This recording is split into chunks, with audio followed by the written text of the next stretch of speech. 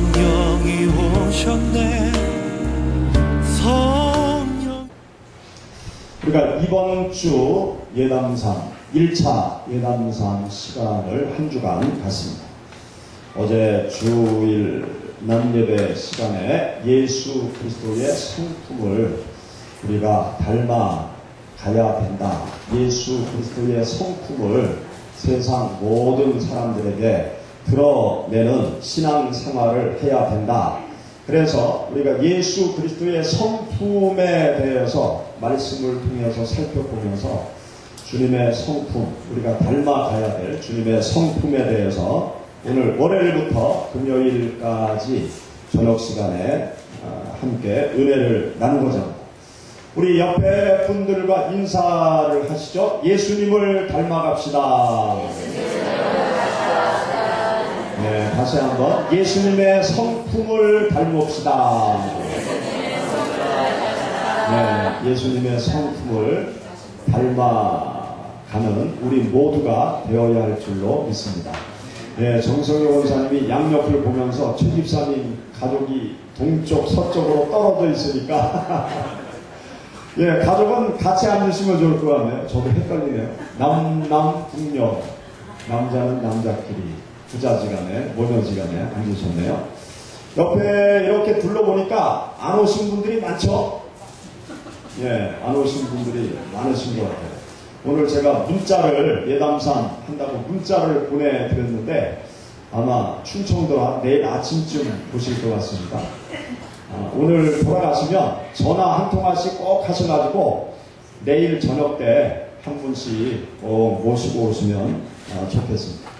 또 돌아가실 때 그 스티커판 못 받으신 분 계시면 어제 주일날 한 장, 또 오늘 거 한 장, 그렇게 1번, 2번 받아서 그 예수님의 얼굴 그 초상화를 메꿔 가시기 바랍니다. 금요일 날은 2장 드릴 거예요. 금요일 날도 2장 드리고. 그래서 올 하반기에 1차, 2차, 3차 3번에 걸쳐서 한 주간씩 올해는 예담상을 나눠서 진행을 하려고 합니다. 아마 여러분들이 그래야 부담이 좀 덜할 것 같아요. 그래서 일주일씩 나누어서 올해는 예담상을 진행을 하니까 오늘 그 스티커판을 받아가시면 이번 주에 다 거기에 딱지를 붙이시고 잘 보관해 두세요. 잘 보관해 두셨다가 또 10월에 2차 예담상을 할 때 또 그 스티커판을 사용하시면 되겠습니다. 오늘은 본문 말씀을 중심으로 무엇에 대해서 살펴보려고 하는가 하면 믿음에 대해서 살펴보려고 합니다. 예수 그리스도의 성품 가운데 예수님은 어떤 성품을 가지신 분이셨는가 하면 믿음을 가지신 분이셨어요.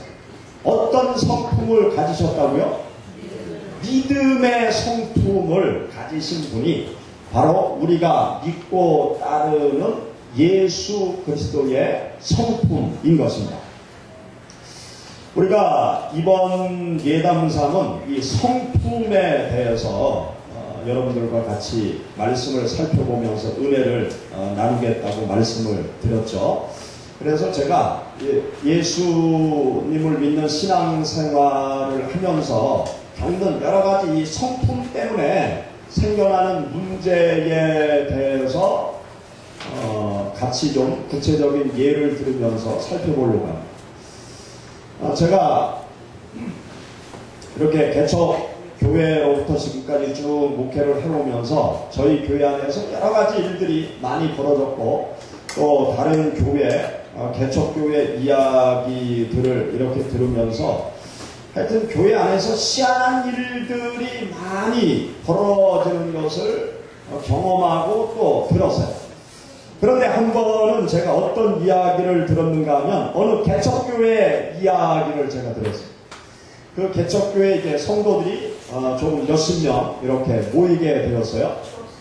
근데 몇십 명 이렇게 성도들이 모여서 이제 열심히 이제 교회 부흥을 위해서 힘써 나가는데 교회 안에서 사조직이 하나 생겼어요. 어떤 사조직이 생겼는가 하면 요즘은 뭐 그런 걸 잘 안 하지만 옛날에는 이 계모임이라는 것이 아주 활성화됐었어요. 계모임. 우리 나이 드신 분들은 아시죠? 계모임. 계모임이 뭔지 아시죠? 예를 들어서 뭐 우리 그 푼돈을 모아서 반지를 하나씩 만들어 끼우자. 한 10돈짜리 한량 반지를 아주 폼나게 하나 딱 만들어서 우리 하나씩 끼자. 그래가지고 반지깨를 만드는 거예요. 그래서 한 10명이 매달, 옛날엔 금 한 돈에 5만원씩 할 때 전부 다 한 10명이 모여서 한 사람당 5천원씩 내는 거예요. 5천원씩. 그럼 5천원씩 10명이 모이면 한 달에 한 번씩 금반지를 이렇게 10돈씩 이렇게 가질 수 있잖아요. 그래서 10명이 개를 만드는 거예요. 그래서 10명이 개를 딱 만들어서 매달 5천원씩 내기로 하는 거예요. 그리고 순번을, 제비뽑기로 순번을 정하는 거예요. 누가 첫 번째로 개를 타고 금반지 개를 타고 누가 마지막으로 금반지 개를 타는지 제비뽑기를 딱 해가지고 순번을 정해놓는 거예요. 첫 번째로 타는 게 좋을까요? 마지막으로 타는 게 좋을까요? 뭐든지 첫 번째로 타는 게 좋죠 뭐. 나중에 어떻게 될지 모르니까 우선 타는 게 장땡하네요. 5천원 내고 10돈, 첫 번째로든 10돈 타는 거 아니에요. 그러니까 첫 번째 되는 게 좋죠. 이렇게 옛날에는 개라는 걸 했어요. 그래서 이 개가 별의별 개가 다 있었어요. 뭐 김치 냉장고 개도 있고 뭐 냉장고 개도 있고 에어컨 개도 있고 심지어 결혼 자금 개 모임도 있었어요. 그런데 이 개척교회에 어떤 개 모임이 생겼는가 하면 결혼 자금 개가 딱 만들어진 거예요. 돈이 좀 되겠죠. 그런데 이 성도들이 한 20명 모이는 그 성도들이 20명 개 모임을, 결혼 자금 개 모임을 딱 만든 거예요. 목사님은 그걸 몰랐어요. 그런데 개 모임을 할 때 그 이 계주라는 그것을 주관하는 오야지라고 이 계주가 있거든요. 계주가 사모님한테 얘기를 살랑살랑 해가지고 사모님도 가입을 하게 한 거예요. 그러면서 목사님한테는 절대로 비밀로 해야 된다고. 목사님 알면 절대로 교회 안에서 못하게 하니까 목사님은 모르게 해야 된다. 그러니까 사모님도 뭐 자식들이 있으니까 결혼자금 갯돈 이 모으는 일에 같이 동참을 한 거죠. 그래서 열심히 사람들이 이제 돈을 벌습니다. 그러면서 이제 몇 달에 한 번씩, 한 4개월에 한 번씩 결혼자금 갯돈을 이제 타는 거죠. 그런데 당장 결혼을 시키는 것이 아니니까 이 결혼자금 갯돈을 타도 뭐 마땅히 금방 쓸 일이 없잖아요. 그러니까 계주가 그 결혼자금 갯돈을 타는 사람들한테 뭐라고 얘기를 하는가 하면 비싼 이자를 내가 놔줄 테니까 나한테 돈을 맡겨라. 그렇게 된 거예요. 그래가지고 은행 이자보다도 더 높게 한 2배 정도 고리대금업자들의 이자보다는 좀 얕고 은행 이자보다는 더 높게 이자를 받아서 갯돈 탄 사람이 돈을 맡기면 꼬박꼬박 매달마다 정확하게 돈을 주는 거예요. 그러니까 이 갯돈 탄 사람 기분이 어떨까요? 좋잖아요. 결혼자금 그 갯돈도 탔는데 그걸 계주한테 딱 맡기니까 매달 이자가 꼬박꼬박 들어오니까 그 이자로 갯돈을 벌어도 되는 거예요. 그러니까 공짜 돈이 생기는 그런 기분이 들잖아요. 그렇게 한 사람 20명이 이제 3개월 지나가서 또 한 사람 타고 또 계주한테 돈을 맡기면 이자를 주고 또 3개월 지나가서 갯돈을 타고 또 계주한테 맡기고 이자를 타고 이렇게 10여 명이 넘어가고 한 15명이 넘어가면서 몇 년이 지나가는 거예요. 그런데 거의 끝나갈 무렵에 계주가 바람처럼 사라져요. 수천만 원을 이렇게 다 그런 식으로 계주가 다 맡아가지고 이자를 주다가 어느 날 수천만 원을 가지고 바람처럼 사라져버려요. 그러니까 이 교회가 어떻게 되겠어요? 개척교회 뭐 교인들 많지도 않은데 이 이야기가 바로 사건이 터지자마자 목사님한테 들어가요. 목사님이 자초지정을 다 알아보니까 사모님도 거기에 가입돼 있고 교회 중직자들이 거기에 다 가입이 돼 있는 거예요. 그 교회가 어떻게 됐을까요? 완전히 박살나 버렸어요.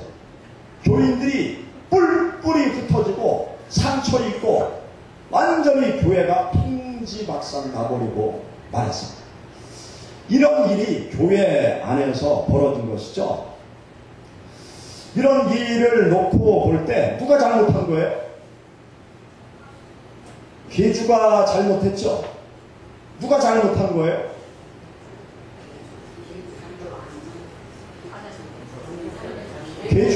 우선 계주가 잘못한 거고, 그리고 믿은 사람도 잘못된 거고, 뭐 서로가 다 잘못된 부분들이 상당히 많죠. 교회 안에서 그렇게 돈 거래하는 것도 잘못된 거고 여러 가지 문제가 많이 있습니다.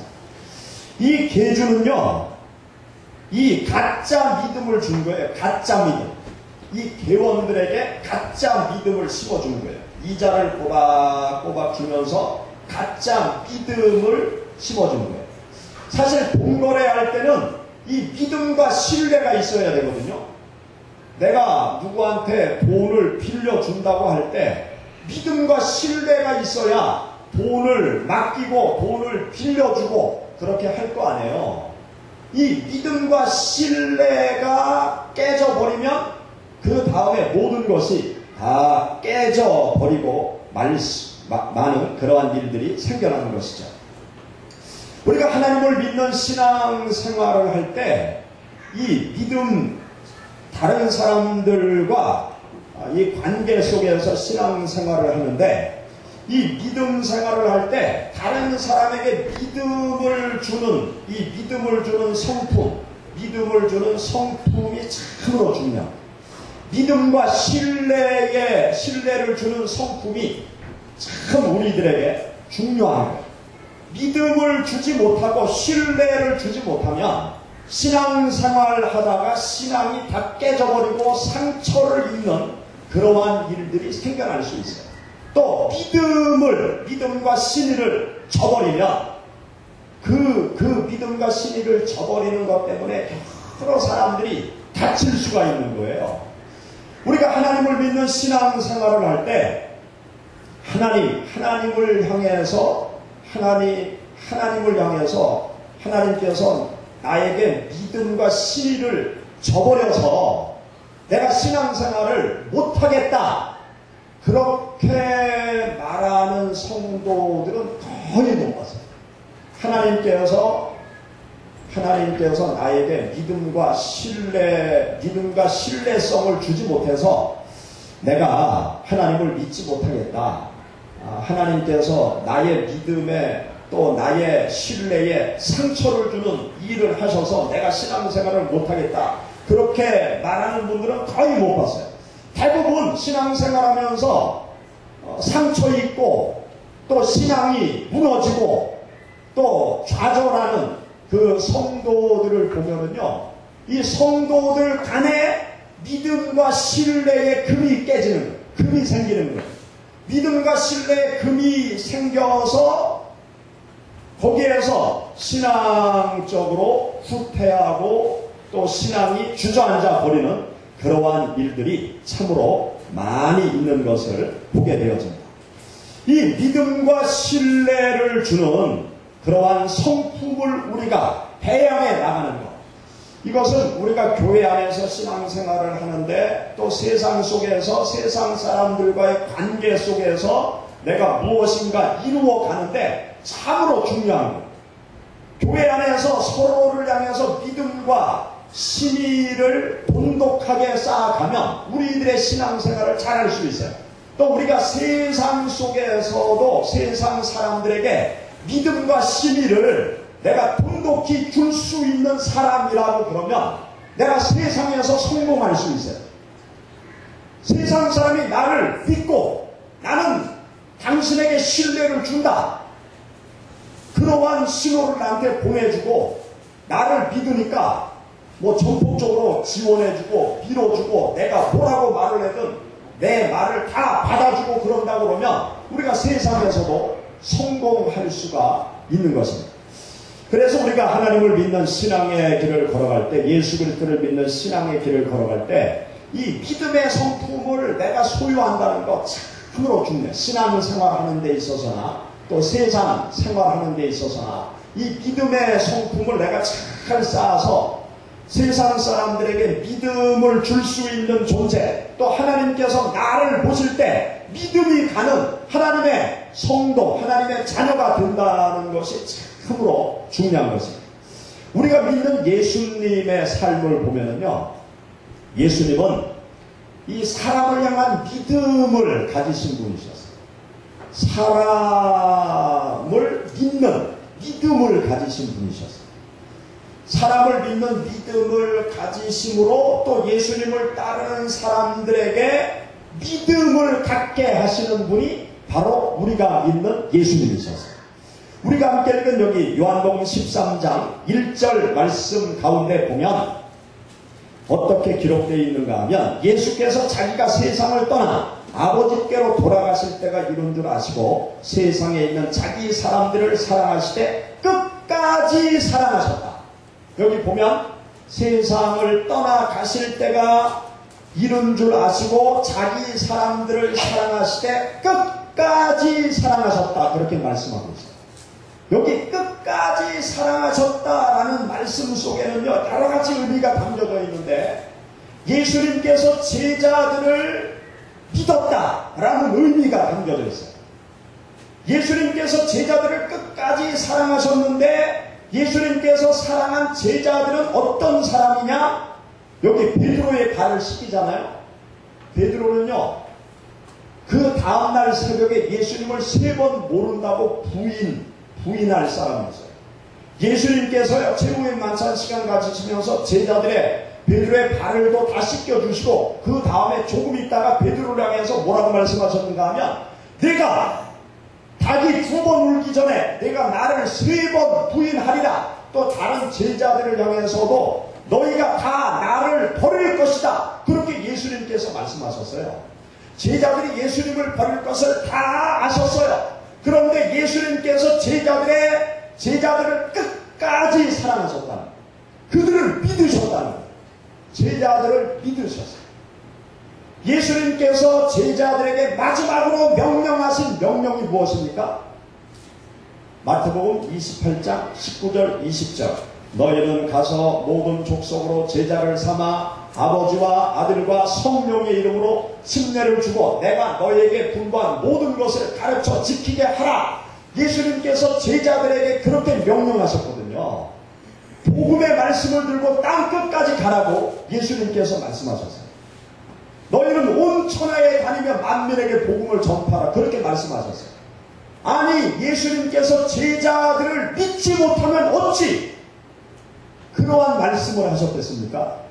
제자들이 예수님을 버릴 것을 다 알면서도 땅끝까지 가서 복음을 전하라고, 제자들을 믿고 땅끝까지 찾아가서 복음을 전하라는 명령의 말씀을 예수님께서 하신 것입니다. 예수님은요, 제자들을 끝까지 믿으셨어요. 그래서 흩어진 제자들 부활하신 예수님께서 다 찾아가셨잖아요.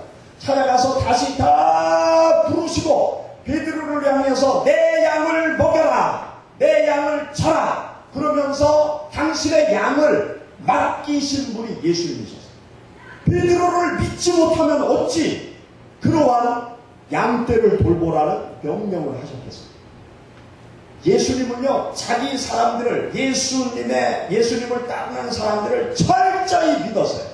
예수님 등에 칼을 꽂아도 예수님은 제자들을 믿었어요. 너희가 나의 소망이다. 너희가 내가 하지 못한 일을 감당해야 된다. 감당할 수 있다. 그러면서 제자들을 끝까지 믿는 그 믿음을 가졌던 것입니다. 예수님이 사람을 믿었다는 사람. 우리 예수 그리스도를 믿는 사람들이요, 세상에서 사람을 믿어야 될 줄로 믿습니다. 아멘. 교회 안에서 다른 성도를 믿어야 될 줄로 믿습니다. 아멘. 세상 사람을 믿습니까?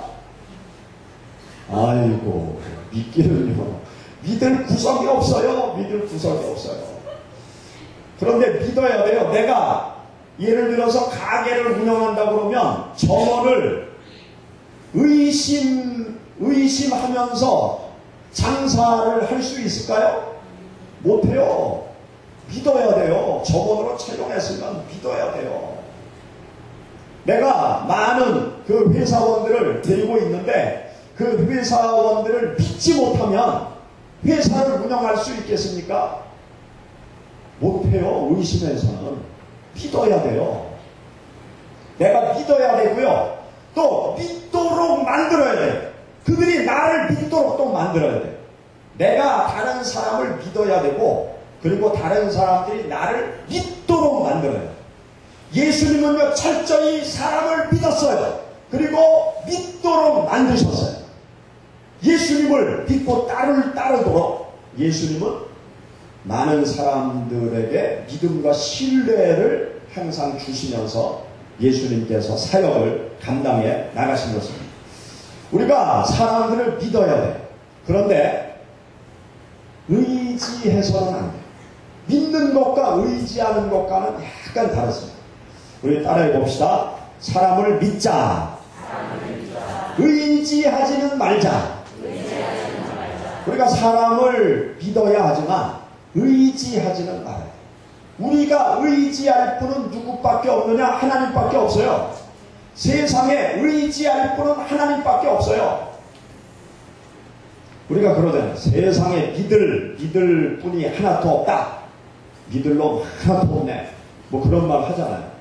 그런데 그렇게 자꾸 말하는 사람은 불행한 사람이에요. 세상에 믿을 사람 하나도 없네. 그 사람은 참 불행한 사람이에요. 세상 사람을 믿으면서 살아가되 의지는 하지 말아요. 의지는 하지 말아요. 세상 사람들 의지하면 큰 코 다쳐요. 부부 사이에도요, 믿고 의지해야 되지만 의지하는 건 하나님만 의지하세요. 하나님. 그런데 남편과 아내를 믿는 믿음은 가져야죠. 내가 당신을 믿는다. 당신을 믿는다. 이 믿음은 가져야 되지만 당신을 의지한다. 너무 의지하면 부부에도 좀 부담이 돼요. 너무 의지하면. 적당히 의지하는 건 괜찮지만 적극적으로 의지하면 그러면 문제가 생겨요. 문제가. 사람이니까 뭐 실망시킬 때도 있잖아요. 실망시킬 때도. 그러면 같이 쓰러질 수밖에 없죠. 우리가 사람을 믿는 것은 우리가 참 좋은 거지만 의지하는 거는요, 여러 가지로 문제가 많이 생겨요. 오직 하나님만 의지해요. 저는 여러분을 믿습니다. 아멘. 근데 의지하지는 않아요. 죄송하지만 저는 하나님만 의지해요. 그렇다고 뭐 전혀 의지하는 건 아니고, 의지하지 않는 건 아니고, 조금 의지해요. 그러나 전폭적으로 의지하는 분은 하나님밖에 없어요. 오직 하나님. 우리가 세상을 살아가면서요, 돈이 최고다 그래서 돈을 의지하고 살아가는 사람 있잖아요. 돈을 의지하면 조금 도움은 돼요. 그런데 결정적일 때 돈이 나를 지켜주지는 못해요. 우리가 결정적일 때 믿고 의지할 분은 하나님밖에 없어요. 하나님. 오직 하나님만 우리가 믿고 의지하고 살아가야 돼요. 그런데 우리가 다른 사람들과의 관계 속에서 우리에게 필요한 것은 믿음은 항상 있어요. 믿음이 없으면 뭘 할 수 있겠습니까? 믿음이 없는 세상 뭘 할 수 있겠어요? 믿음이 있어야 무엇이든지 이루어갈 수 있는 것이죠. 그래서 다른 사람을 믿고 다른 사람이 나를 등쳐먹어도 자꾸 믿음을 줘야 돼요. 그러면 그 사람이 바뀌어지는 역사가 나타납니다. 또 다른 사람이 나를 믿도록 해야 돼요. 믿도록. 나를 믿어라 믿어라 아무리 소리친들 사람은 진실만 보니까 믿지 않아요. 믿음을 줄 수 있어야 돼요. 믿음을 줄 수 있어야 돼요. 정치인들이 믿음을 줘야 그 사람을 계속 지지할 것 아닙니까? 뭐 말로 나를 믿어라 믿어라 백날 소리쳐도 현명한 국민들은 아, 저 사람은 믿지 못할 사람이구나 그걸 기억하죠. 그래서 다음번 선거 때 너는 안 된다 그러면서 선거로 심판을 하잖아요. 믿음을 줄 수 있어야 돼요. 믿음을 줄 수 있는 사람. 성도들 간에 믿음을 주는 삶을 우리가 살아가야 돼요. 또 세상 사람에게 믿음을 주는 삶을 우리가 살아가야 돼요. 예수님은 사람들에게 믿음을 줬고요. 또 예수님은 믿으면서 당신의 일을 이루어 가셨습니다. 또 두 번째로 예수님은 하나님을 향한 믿음을 가지셨어요. 누구를 향한 믿음을 가지셨다고요? 예수님은 하나님을 향한 믿음을 가졌어요. 아니 당연한 얘기를 하십니까?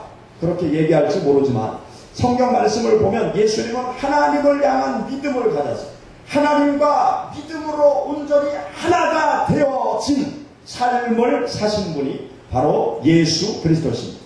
우리 요한복음 17장 찾아보시죠. 요한복음 17장.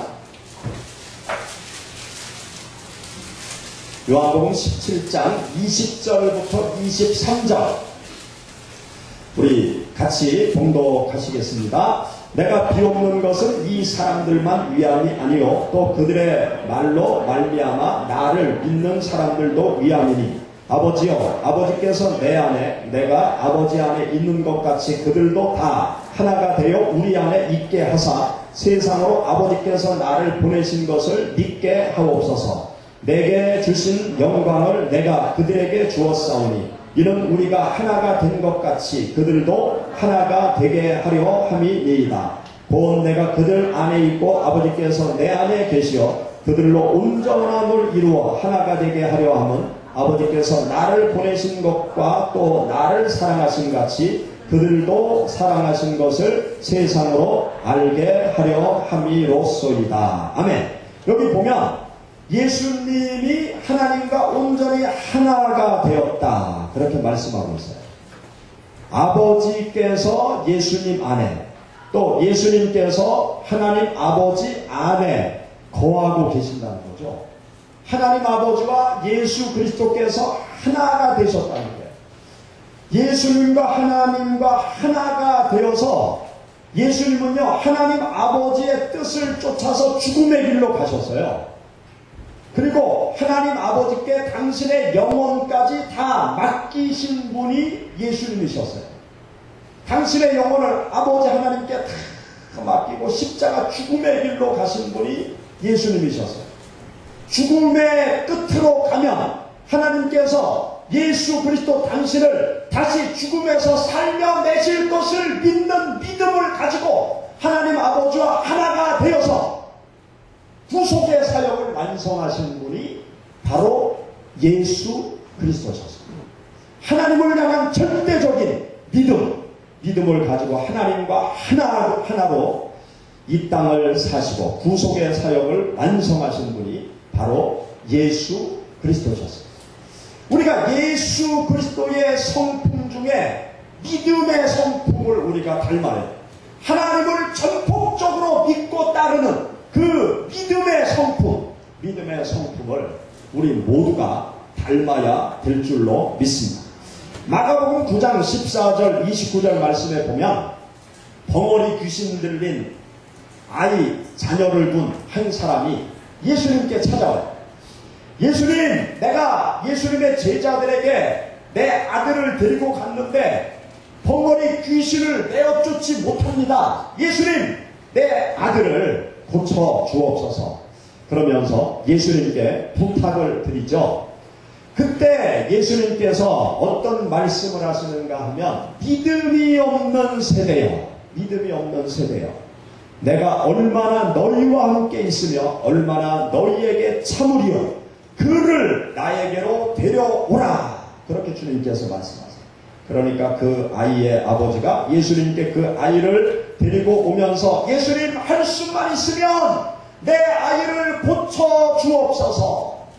그러니까 예수님께서 할 수 있거든이 무슨 말이냐 그러면서 그 아이를 깨끗하게 고쳐주세요. 그때 이 아이의 아버지가 뭐라고 이야기를 하는가 하면 예수님 믿음 없는 나를 용서하여 주시고 믿음 없는 나를 도와주옵소서. 그러면서 자기 아이를 깨끗하게 고쳐달라고 주님께 부탁의 말씀을 드리고 예수님께서 귀신을 쫓아내시고 그 벙어리 귀신 들린 아이를 깨끗하게 만들어 주셨어요. 여러분 마가복음 9장 한번 찾아보시죠. 마가복음 9장 22절 마가복음 9장 22절부터 24절 우리 다같이 읽어보시죠. 귀신이 그를 죽이려고 불과 물에 자주 던졌나이다. 그러나 무엇을 하실 수 있거든 우리를 불쌍히 여기사 도와주옵소서. 예수께서 이르시되 할 수 있거든이 무슨 말이냐. 믿는 자에게는 능히 하지 못할 일이 없느니라 하시니 곧 그 아이의 아버지가 소리질러 이르되 내가 믿나이다. 나의 믿음 없는 것을 도와주소서 하더라. 아멘. 여기 보면 이 아이의 아버지가 예수님께 나의 믿음 없는 것을 도와주옵소서. 내가 믿나이다. 그 믿음을 보시고 예수님께서 그 아이를 깨끗하게 고쳐주시는 은혜를 베풀어 주셨습니다. 이렇게 이 아버지가 아이를 고침받고 돌아간 후에 제자들이 물었어요. 여기 28절 말씀에 보면 예수님 우리는 어찌해서 그 귀신을 쫓아내지 못했습니까? 그렇게 질문을 하니까 예수님께서 뭐라고 말씀하시는가 하면 기도 외에 다른 것으로는 이런 종류가 나갈 수 없다. 기도 외에는 귀신을 쫓아내는 믿음의 능력을 너희들이 기도를 통해서만 너희가 얻을 수 있다. 그렇게 예수님께서 제자들에게 말씀하셨어요. 기도 외에 다른 것으로 하나님을 향한 이 믿음을 가질 방법이 없다는 것이죠. 하나님을 향한 이 믿음이 어디서 생기느냐? 하나님의 말씀을 듣고 하나님 앞에 기도할 때 하나님을 향한 믿음이 생기는 거예요. 로마서 10장 말씀에 보면 믿음은 들음에서 나며 하나님의 말씀을 들을 때 우리에게 믿음이 생기고 하나님 앞에 기도할 때 우리들에게 믿음이 생기는 것입니다. 여러분들에게 믿음의 축복이 임하시기를 축원합니다. 하나님을 향한 큰 믿음을 가지시기를 축원합니다. 이 세상 가운데 하나님의 놀라운 생명의 역사, 능력의 역사를 경험하는 방법, 그것은 다른 데 있는 것이 아니에요. 믿음으로 하나님의 능력의 역사를 우리가 경험할 수 있는데 이 믿음은 무엇을 통해서 우리에게 생길 수 있는가 하면 말씀과 기도를 통해서 우리에게 믿음의 축복이 임하게 되는 것입니다. 여러분들이 이 한 주간 예담삼 하는 시간에 하나님 앞에 간절히 기도할 수 있기를 바랍니다. 하나님 나에게 믿음의 축복을 주옵소서. 예수 그리스도의 믿음의 성품을 나도 소유할 수 있게 하옵소서. 그래서 하나님을 향한 믿음을 갖게 하시고 사람들을 향한 믿음을 갖게 하시고 사람들에게 믿음을 줄 수 있는 삶을 살아가게 하옵소서. 여러분들이 하나님 앞에 간절히 기도할 수 있기를 주의 이름으로 축원합니다. 성령이 오셨네.